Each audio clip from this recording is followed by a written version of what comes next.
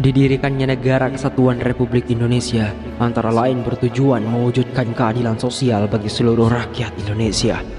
Namun, masih terdapat masyarakat dalam keadaan fakir, miskin, dan terlantar. Mereka bisa bermetamorfosis menjadi gelandangan, pengemis, pengamen, dan anak jalanan.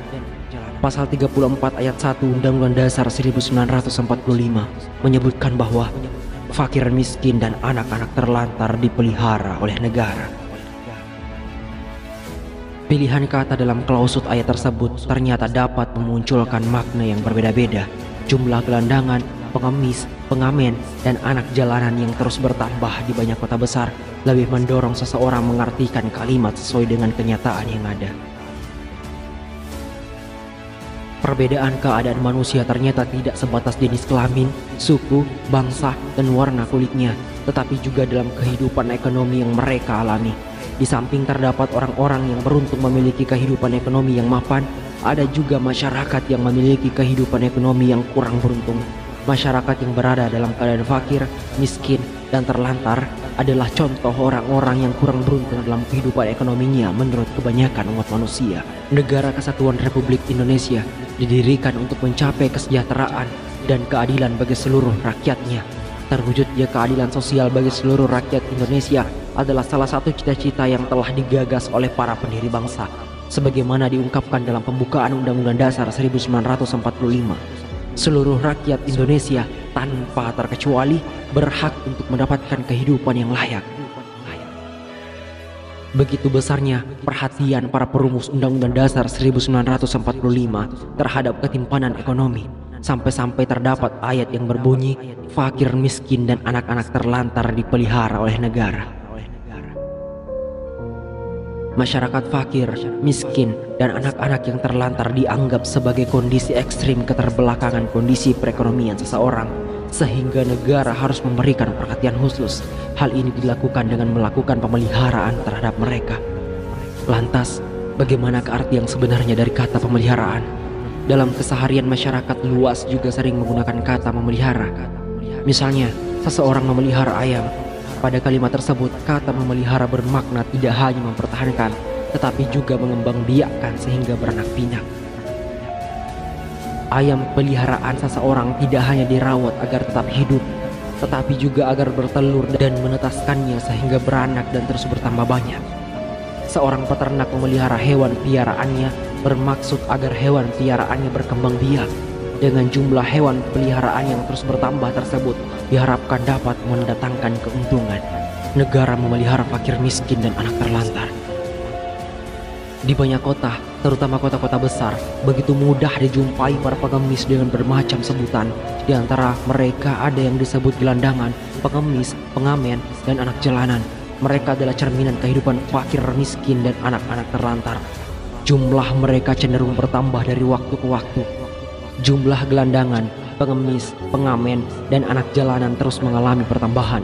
Dikaitkan dengan arti dipelihara, sebagaimana diuraikan, kondisi mereka yang terus bertambah ini menjadi bahan perbincangan tersendiri. Apabila gedung dan bangunan dipelihara agar awet dan bertahan lama, maka fakir, miskin, dan anak terlantar dipelihara juga bisa bermakna agar awet dan bertahan lama. Kondisi mereka tetap fakir, miskin, dan terlantar. Mereka pun harus tetap eksis karena memang dipelihara oleh negara, seperti halnya aset atau barang milik negara yang dipelihara agar tetap ada dan berfungsi dengan baik. Akan lebih mengenaskan lagi arti kata dipelihara apabila disejajarkan dengan kalimat ayam dipelihara seseorang.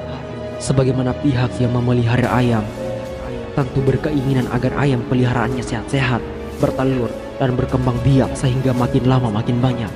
Apabila arti yang demikian digunakan pada kalimat fakir, miskin, dan anak terlantar dipelihara oleh negara, maka berkembang dan bertambahnya masyarakat kaum fakir, miskin, dan anak terlantar merupakan tujuan yang diharapkan. Masyarakat gelandangan, pengemis, pengamen, dan anak-anak jalanan yang makin hari terus bertambah jumlahnya menunjukkan keberhasilan pemeliharaan terhadap mereka. Akan menyedihkan sekali apabila kata dipelihara pada pasal 34 ayat 1 Undang-Undang Dasar 1945 diarahkan artinya pada mempertahankan eksistensi atau mengembangbiakkan fakir, miskin, dan anak terlantar. Namun, kenyataan di masyarakat. Hal itulah yang terlepas dari apakah gelandangan, pengemis, pengamen, dan anak-anak jalanan tersebut masuk dalam keadaan fakir, miskin, dan anak terlantar. Yang jelas, mereka adalah indikator kemiskinan yang terjadi di suatu daerah. Klausul dalam pasal 34 ayat 1 yang menyatakan fakir, miskin, dan anak-anak terlantar dipelihara oleh negara bisa memiliki arti yang berbeda-beda. Hal ini sangat tergantung pada dari sudut mana seseorang memaknainya. Jumlah fakir, miskin, dan anak terlantar yang terus bertambah bisa menunjukkan negara telah bersalah karena tidak memberikan penghidupan yang layak kepada mereka.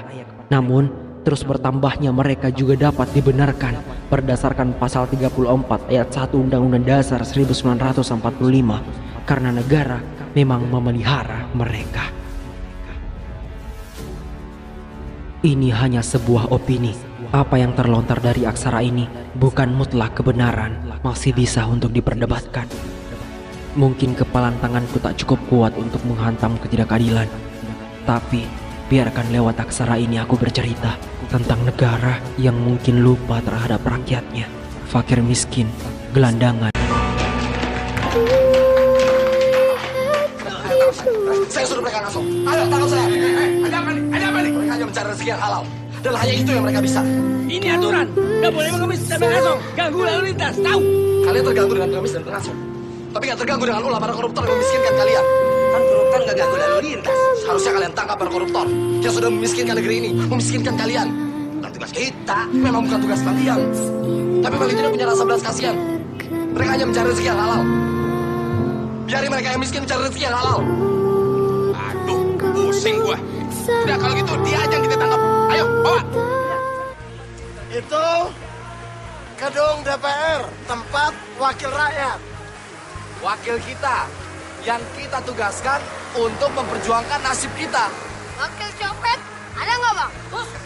Di dalam boleh nyopet gak bang?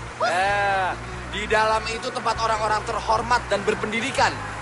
Adalah kita bisa di situ dong. Kita kan udah sekolah.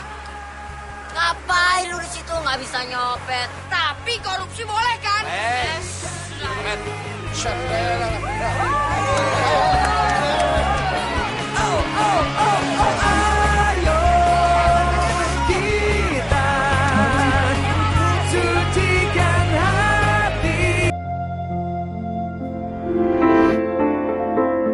Hampir 500 triliun anggaran kita untuk anggaran kemiskinan yang tersebar di kementerian dan lembaga.